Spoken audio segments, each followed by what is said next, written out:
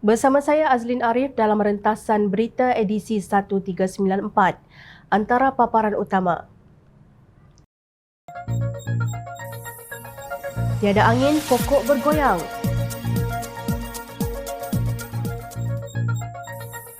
Rakyat Selangor masih belum kabur. Fitnah Ustaz Fas menjijikkan. Apa makna daya saing bagi rakyat Malaysia?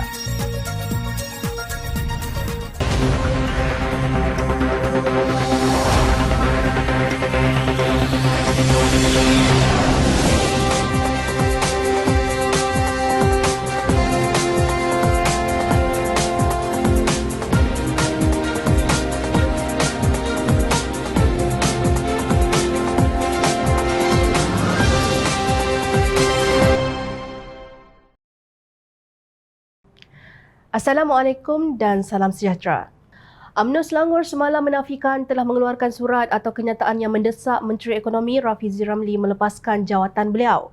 UMNO Selangor dalam kenyataan memaklumkan surat itu adalah palsu dan fitnah terhadap kepimpinan parti di negeri berkenaan. Kenyataan itu memaklumkan UMNO Selangor tidak pernah mengeluarkan surat atau kenyataan mengenai perkara tersebut. Berita palsu seumpama ini sememangnya mempunyai agenda jahat untuk menjejaskan imej dan reputasi kepimpinan Badan Perhubungan UMNO Selangor serta Kerajaan Perpaduan dalam menghadapi pilihan raya negeri Selangor yang akan datang menurut kenyataan itu. Katanya Badan Perhubungan UMNO Selangor terus komited bagi mengukuhkan kestabilan politik tanah air serta menyambut baik kerjasama dalam Kerajaan Perpaduan dan akan mengambil tindakan tegas kepada pihak yang tidak bertanggungjawab. Pelik, tiada angin, tiba-tiba pokok bergoyang. Betapa tingginya kehendak Perikatan Nasional PN menguasai negeri terkaya yang bernama Selangor. Pelbagai bentuk fitnah direka cipta demi sebuah ketamakan dan kehalobaan para pemimpin mereka. Kemana perginya kematangan politik pembangkang yang semakin hari semakin menghilang bersama debu bangkai RUU 355 dan hudud yang dilaungkan.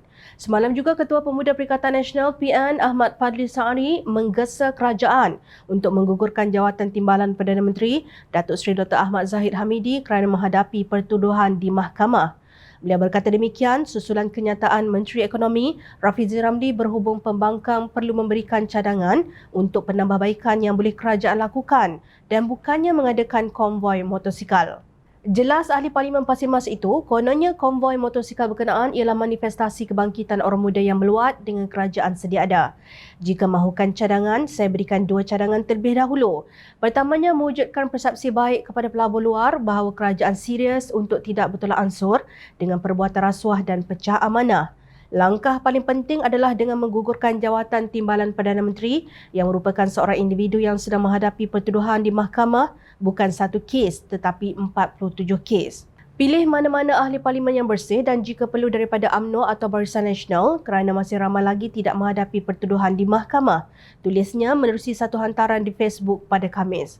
Sebelum ini, media tempatan melaporkan Rafizi berkata pembangkang perlu memainkan peranan baik termasuk menumpukan kepada polisi kerajaan atau menjelaskan apa yang dilakukan mereka ketika menerajui kerajaan dalam tempoh 33 bulan lalu. Rafizi berkata cara paling baik untuk PN berkempen pada pilihan raya negeri PRN adalah fokus terhadap siapa yang boleh mentadbir negara dengan lebih baik, bukan Melayu lawan Cina atau keupayaan mengumpulkan konvoi motosikal terbesar. Mengulas lanjut, Ahmad Fadli berkata cadangan kedua adalah dengan melantik Menteri Kewangan yang boleh fokus kepada kerja hakikinya. Inilah yang diperjuangkan sendiri oleh Pakatan Harapan sebelum ini bahawa Perdana Menteri dan Menteri Kewangan mestilah orang yang berasingan dalam mewujudkan good governance yang berkesan. Bagaimanapun saya yakin kedua-dua cadangan di atas tidak akan diterima. Jadi kepada rakyat tolak sahaja kerajaan ini dalam PRN yang akan datang. Ujarnya mempamerkan tahap kecerdikan beliau. Kalau hendak disebutkan dan disenaraikan pemimpin PN yang kini terlibat dengan pelbagai tuduhan sakau dan rasuah, rasanya ada yang menangis di bucu katil termasuk Ketua Pemuda PN sendiri. Ketika anda berada dalam kerajaan sebelum ini, apa idea yang anda berikan? Pernahkah terkeluar daripada mulut Fadli tentang darurat yang dicipta Tan Sri Mahyadin Mat Yassin sehingga negara hampir jahanam? Apa yang kalian buat melihat rakyat gulung tikar dalam perniagaan mereka? Mengibar bendera putih dan ada antara mereka yang membunuh diri ketika itu. di mana suara Fadli ketika bosnya yang bernama Tan Sri Abdul Hadi Awang makan gaji buta daripada duit rakyat jelata selama 33 bulan tanpa berbuat apa-apa sebagai duta khas Perdana Menteri ke Timur Tengah. Ketika berkuasa, dia membungkam demi jawatan dan kedudukan. Namun sekarang, bukan main berhujah dengan dangkal, sibuk menjaga tepi kain orang. Rasanya lebih elok jika Fadli menulis artikel tentang pemimpin PN yang kini dilabel sebagai kaki sakau dan kluster mahkamah sebagai tanda ketelusan dan keikhlasan anda dalam beragama sebagaimana yang dilaungkan selama ini. Usah bicara rumput di laman orang jika rumput di laman sendiri sudah sampai ke kaki tangga. Pilihan Raya Negeri PRN yang bakal diadakan tidak lama lagi semakin menjadi bualan. Macam-macam andaian dan spekulasi dibuat oleh setiap lapisan masyarakat. Ada yang meramalkan Kedah, Terengganu dan Kelantan akan kekal milik Perikatan Nasional selain bacaan mereka bahawa Selangor, Negeri Sembilan dan Pulau Pinang juga akan ditawan. Politik adalah persepsi dan jangkaan, namun kuasa rakyat ternyata akan menentukan segalanya. Kebijaksanaan parti-parti yang bertanding dalam memenangi hati rakyat akan menentukan siapa pilihan rakyat dan umpan siapa yang akan mengena. Apapun, rakyat semakin bijak dan matang untuk membuat pilihan. Pakatan Harapan PH dengan rekod cemerlang selepas sekian lama mentadbir Selangor, Negeri Sembilan dan Pulau Pinang, sementara PN menawarkan pilihan dan pelbagai alasan mengapa negeri itu perlu diubah. Menjadi teka-teki kenapa PN tidak menamakan calon Menteri Besar mereka atau poster boy mereka dalam PRN Selangor. Kabarnya sudah ada calon Menteri Besar Selangor jika gabungan itu berjaya menawan Selangor. Bukan bekas Panglima UMNO seperti Datuk Seri Shahdan Kassim atau Tan Sri Nur Omar, tetapi sandaran mereka adalah bekas Menteri Besar Datuk Seri Muhammad Azmin Ali yang juga bekas Timbalan Presiden PKR yang telah mengkhianati PH. Menurut Datuk Dahlan Makmur yang merupakan pemerhati politik yang juga bekas Setiausaha Politik Menteri Pengangkutan Malaysia, calon Menteri Besar PN dirahsiakan, seolah-olah memperlihatkan PN sedang menghadapi masalah tertentu. Ada yang kaya mungkin dengan sekutunya atau juga takut isu-isu lampau akan menggagalkan usaha mereka. Anda benar jika Azmin jadi pertaruhan PN sebagai calon Menteri Besar sekiranya PN berjaya menawan Selangor, maka tugas PH untuk kekal berkuasa lebih mudah dan selesa. Persoalannya, PN tidak berani berterus terang sekaligus menimbulkan banyak kemungkinan kerana populariti Azmin makin pudar selepas mendalangi langkah Sheraton dan dilihat tidak lagi gah seperti sewaktu berada dalam PKR sebelum ini, ujar beliau. Untuk rekod, Azmin pernah meluahkan hasrat untuk berehat dan tidak bertanding, namun kenyataan bekas Menteri Besar Selangor itu dilihat sebagai sekadar mahu menguji pasaran politik dirinya. Hakikatnya, beliau tetap gairah dan bernafsu untuk kembali selepas hilang kerusi Parlimen Gombak dalam PR15 yang lalu apabila tewas kepada Datuk Seri Amiruddin Syari. Politik Azmin makin terumbang-ambing dan seperti sudah sampai ke penghujung. Mungkin juga Azmin akan berhadapan dengan isu-isu yang sukar ditepis jika beliau diletakkan sebagai poster boy. Semua ini serba mungkin dan menjadi tumpuan. Presiden Bersatu Tan Sri Mahyidin Mak Yassin menaruh harapan kepada Azmin untuk menghadiahkan Selangor kepada PN dan impian ini seperti angan-angan untuk memeluk gunung. Berdasarkan kecemerlangan Amiruddin memacu Selangor, keyakinan PHBN untuk mencatat kemenangan di Selangor amat cerah. Namun, ada yang begitu yakin PH mampu mencatatkan rekod menyapu bersih semua kerusi Dewan Undangan Negeri Selangor. Apapun, PRN Selangor bakal memperlihatkan persaingan sengit dan diyakini isu-isu lama akan berputar kembali. Jika ia Azmin sebagai calon Menteri Besar, longgokan isu lampau akan kembali menghiasi malam ceramah PRN Selangor kali ini. Selangor adalah benteng utama PH dan PN tidak sabar lagi untuk menguasai negeri terkaya itu sebagai persiapan dan persediaan untuk berhadapan dengan PRU16. Walau apapun percaturannya, Selangor bukan mudah untuk ditawan PN. Fakta membuktikan bahawa Amiruddin banyak membantu rakyat.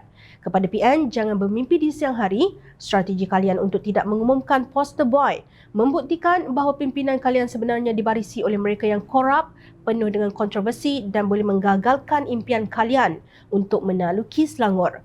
Maaf, rakyat Selangor masih belum kabur dalam menilai kebenaran dan keikhlasan pemimpin. Nokta. Buat fitnah, kemudian mohon maaf. Buat lagi dan mohon maaf. Begitulah seterusnya sehinggalah Abang Jamil mampus sekadar memetik dialog filem klasik Madu 3. Rakyat Malaysia ketika ini mendesak agar kerajaan mengharamkan penggunaan nama Islam dalam daftar parti PAS. Ini kerana PAS dilihat mendidik hati mereka dengan fitnah yang tidak berkesudahan. Malah kali ini fitnah untuk memecah belahkan orang Melayu dan ia menjijikkan. Seorang ahli Dewan Undangan Negeri, Adun dari PAS Perak malam tadi memohon maaf secara terbuka selepas membuat hantaran kononnya Wakil Rakyat DAP, Teresa Kok dilantik sebagai pengerusi Felda. Adun Kubu Gajah, Khalil Yahya malah memberitahu bahawa hantarannya sebelum itu adalah daripada pihak pentadbir akaun media sosialnya. Permohonan maaf secara terbuka. Posting tadi bukanlah dari pihak YB Adun tetapi admin yang mengelola page. Tulisnya ringkas seperti yang dilakukan oleh pihak Perikatan Nasional setelah seronok menyebarkan fitnah. Dalam masa sama, beliau turut berkongsikan pautan kenyataan balas Felda berhubung dakwaan pelantikan pengerusi baharu itu. Terdahulu, Khalil 44 tahun berkata, beliau dimaklumkan bahawa pengerusi Felda telah ditukar kepada Teresa menggantikan Tan Sri Idris Yusof. Di kawasan Dun Kubu Gajah, tempat saya ada Felda hijau. Ramai sahabat dan kawan saya anak jati Felda tinggal di situ. Ada juga yang tinggal di luar kawasan. Katanya sebelum diakhiri dengan ucapan selamat berkhidmat. Wakil Rakyat PAS berkenaan juga memuat naik poster ucapan tahniah atas pelantikan Teresa itu. Pemegang ijazah sarjana muda dari Universiti Al-Azhar Mesir itu turut berkongsikan surat pembatalan sebagai pengerusi Felda kepada Idris yang ditandatangani oleh Perdana Menteri. Bagaimanapun, semakan Jom Channel mendapati hantaran tersebut telah dipadam dari akaun rasmi pemimpin Perikatan Nasional itu. Sebagai respon, semalam Lembaga Kemajuan Tanah Persekutuan Felda menafikan terdapat sebarang pelantikan baharu bagi jawatan pengerusi yang kosong berkuat kuasa 30 Jun ini. Tiada sebarang pengumuman rasmi berkenaan pelantikan pengerusi Felda yang baharu sehingga hari ini 22 Jun 2023. Sebarang poster adalah tidak berkaitan, katanya dalam kenyataan ringkas. Kenyataan itu dibuat menerusi Facebook Felda susulan tersebar poster mendakwa naib pengerusi DAP Kebangsaan Teresa Kok telah dilantik sebagai pengerusi yang baharu. Sejak pagi semalam, poster ucapan tahniah kepada Teresa yang juga ahli Parlimen Seputih disebarkan di media sosial termasuk di WhatsApp. Jawatan pengerusi Felda kosong selepas penyandangnya Tan Sri Idris Yusof mengesahkan pengunduran beliau daripada jawatan berkenaan berkuat kuasa 30 Jun ini. Menerusi laman Facebooknya, bekas Menteri Pendidikan Tinggi itu menjelaskan beliau menerima keputusan daripada pejabat Perdana Menteri bagi memberi laluan kepada lantikan pengganti baharu. Idris dalam kenyataannya berterima kasih kepada Perdana Menteri Datuk Seri Anwar Ibrahim yang memberi peluang kepadanya menjawat jawatan berkenaan. Idris dilantik sebagai pengerusi Felda dan pengerusi lembaga pengarah agensi itu berkuat kuasa 1 Mei 2020. Bagaimanapun, pengganti beliau bagi jawatan pengerusi Felda masih belum diumumkan. Jadi, apa tujuan pihak PAS dan Perikatan Nasional mencipta fitnah jahat ini dengan memainkan isu kononnya Teresa Kok dilantik sebagai pengerusi Felda? Apa tujuan dan motif mereka kecuali membangkitkan kemarahan peneroka yang semuanya adalah berbangsa Melayu dan beragama Islam? Fitnah ini dibuat bertujuan untuk gambarkan seolah-olah kerajaan perpaduan telah menyerahkan pengurusan Felda kepada seorang pemimpin Cina DAP. Jom China tidak faham dengan geng walaun. Jadi pembangkang sepatutnya melaksanakan sema imbang kepada kerajaan. Bicara tentang solusi kepada masalah ekonomi yang sedang melanda, bercakap tentang dasar dan polisi. Tidakkah kalian berminat untuk kemukakan idea yang lebih baik daripada apa yang kerajaan laksanakan sekarang? Tapi apa yang kita nampak hari ini, pembangkang lebih gemar memainkan politik fitnah, sentimen agama dan bangsa untuk meraih sokongan. Ia memalukan dan menjijikkan. Senang cerita, pembangkang hari ini adalah pembangkang yang langsung tidak ada kualiti dan terdesak. Kepada penyebar fitnah, Ustaz Khalil Yahya, cukupkah sekadar Ustaz memohon maaf dan menyalahkan admin page setelah fitnah tersebar?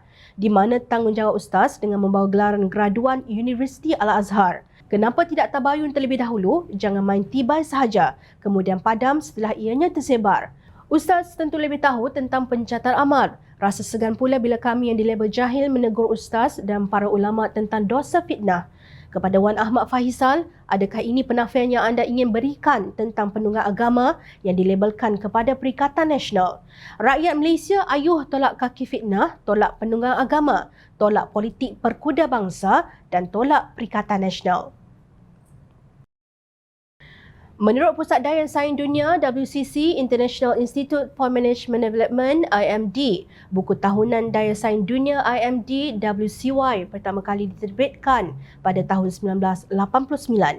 Ia mengandungi laporan tahunan yang komprehensif dan titik rujukan seluruh dunia mengenai daya sains negara. Laporan tersebut menyediakan penanda aras dan arah aliran serta statistik dan data tinjauan berdasarkan penyelidikan yang meluas. Ia juga memaparkan analisis dan kedudukan negara mengikut kaedah mereka mengurus kecekapan demi mencapai penciptaan nilai jangka panjang.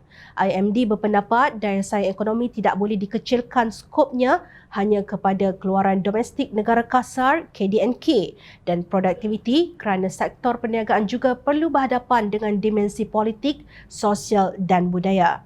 Kedudukan daya saing dunia IMD menekankan arah aliran jangka panjang seperti yang diterbitkan dahulu bahawa negara-negara yang tersenarai dalam ranking masing-masing mempunyai pendekatan unik untuk menjadi berdaya saing.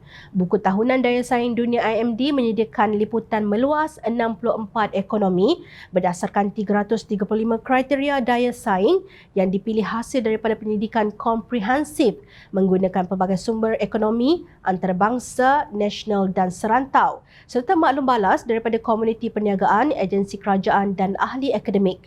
WCC IMD menjelaskan penilaian bagi ranking tahunannya adalah berdasarkan kepada 4 sektor iaitu prestasi ekonomi, kecekapan kerajaan, kecekapan perniagaan dan infrastruktur. Secara keseluruhannya, WCC IMD menegaskan kerajaan perlu menyediakan persekitaran yang dicirikan oleh infrastruktur, institusi dan dasar yang cekap yang menggalakkan penciptaan nilai yang lestari oleh sektor perniagaan. Berdasarkan laporan terkini IMD 2023, Malaysia berada di kedudukan ke-27 dalam ranking daya saing dunia WCR, naik 5 tangga daripada kedudukan 32 pada tahun lalu. Malaysia menunjukkan peningkatan prestasi dalam bidang utama daripada segi harga di bawah sektor prestasi ekonomi, dasar percukaian di bawah sektor kecekapan kerajaan serta infrastruktur asas dan teknologi di bawah sektor infrastruktur. Namun, menurut WCC IMD, beberapa bidang dilihat kurang menyelah iaitu perundangan perniagaan dan rangka kerja kemasyarakatan di bawah sektor kecekapan kerajaan serta produktiviti dan kecekapan di bawah sektor kecekapan perniagaan. Bidang utama lain yang tidak menyelah ialah pendidikan, kesihatan dan persekitaran di bawah sektor infrastruktur menurut laporan. Cabaran utama Malaysia pada 2023 adalah pertama, mengukuhkan pembangunan bakat melalui model pasaran buruh didorong permintaan bagi memastikan tenaga kerja adalah tersedia untuk industri. Kedua, mengubah pemikiran dalam mengutamakan digital dan meningkatkan teknologi digital merentasi pelbagai sektor. Ketiga, reformasi kawal selia untuk kemudahan menjalankan perniagaan di peringkat nasional dan subnasional. Dan keempat, meningkatkan pembangunan lestari alam sekitar untuk kualiti hidup yang lebih baik. Denmark, Ireland, Switzerland dan Singapura adalah 4 negara teratas dalam kalangan 64 ekonomi yang diukur untuk daya saing global. Ekonomi yang paling berjaya ialah yang kecil dan memiliki rangka kerja institusi termasuk sistem pendidikan yang kukuh dan akses yang baik kepada pasaran dan rakan perniagaan menurut IMD. Malaysia berada di kedudukan ke-6 dalam kalangan 14 negara dalam Asia Pasifik. Maknanya peningkatan ranking daya saing ekonomi Malaysia masih tidak cukup untuk menandingi Singapura, Taiwan, Hong Kong, Australia dan China. Bagaimanapun, peningkatan ranking Malaysia kepada 27 daripada 32 pada tahun lepas menunjukkan bahawa kualiti kehidupan rakyat adalah lebih baik walaupun berhadapan dengan kemelisitan ekonomi global. 4 negara berjaya mengungguli tempat teratas dalam daya saing bukan kerana IMD terletak di Switzerland, tidak di Marang, Terengganu. Laporan WCR 2023 untuk menilai prestasi Malaysia itu adalah dengan kerjasama Perbadanan Produktiviti Malaysia, MPC. Jika diteliti, negara-negara yang hebat itu juga di antara yang terbaik dalam ranking anti rasuah. Manakala negara yang paling tidak memiliki daya saing adalah yang tidak aman dan mengalami konflik dalaman seperti Chad dan Yaman. Amat jelas bahawa takbir urus baik seperti integriti, keterusan, ketangkasan serta kecekapan dan kestabilan politik adalah persekitaran yang mendorong kepada daya saing yang tinggi. Dalam hubungan ini, jika rakyat negara ini ingin kemajuan negara, pemimpin yang dipilih hendaklah yang memiliki kriteria tersebut. Bukan yang saban waktu bercakap ingin menjatuhkan kerajaan, menuduh begitu begini kepada pihak lawan, menunggang agama serta korup. Bagi rakyat biasa, ramai yang tidak faham signifikannya prestasi daya saing negara dalam meningkatkan kualiti kehidupan. Justru, Jom Channel menyeru agar pemimpin yang dalam hatinya ada keikhlasan untuk membela negara dan bangsa Malaysia menjelaskan peri pentingnya kita memiliki daya saing yang tinggi. Semua pemimpin pembangkang juga bertanggungjawab di atas jatuh bangunnya sebuah negara. Sementara itu, bagi pemimpin kerajaan adalah satu kebebalan politik untuk menyerahkan tugas menjelaskan dasar kerajaan dan isu yang berkaitan kepada Laskar Cyber Pro Bono untuk melaksanakan kerja anda. Bersama kita bina semula negara, ingat rakyat sentiasa memerhati.